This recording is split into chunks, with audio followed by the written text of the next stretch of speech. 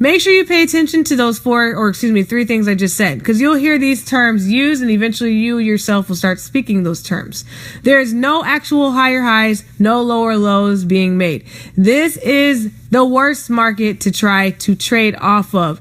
Unless you know, like if you're using like the higher time frame, then obviously you can get some major pips. But if you're using a smaller time frame, like the 4 hour and below, it is not advisable to trade ranging markets unless you decide to specify and specialize in ranging markets. I would say not a good idea to trade during consolidation.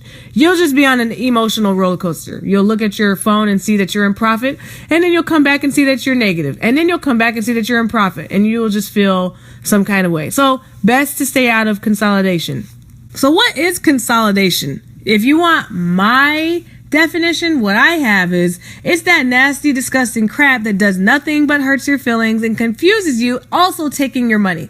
That's what I call it. Why? Just out of experience. Another name for it is indecision. Like, the major players of the market haven't made a decision in which direction that they want to take the market. So as a result, it's at a standstill. Some people are placing buys, some are placing sells. As a result, they cancel each other out and you have the sideways movement. So here's a good example of what consolidation looks like in the market. There's a nice major area of ranging or consolidation or indecision, all of those different names. Here's another picture. You see some on major scales, and then here's some on like the smaller scale. This is the hour chart. You can tell in the background because it says 60 seconds, or it says 60, which stands for 60 minutes, not seconds, sorry. These consolidation patterns can tell you a lot of different things. The stronger and longer the consolidation, typically the more powerful the movement in either direction. Your job is to get on the right side of the direction. As I stated earlier, I'll state it again. It is best to get out of these areas. If you are trading and you decide to enter into this area, be prepared to lose a lot of money. Be prepared to think that you were in a buy and now it looks like it's a sell. And then you decide to try to sell and then it turns out to be a buy and then you're just losing money all along the way.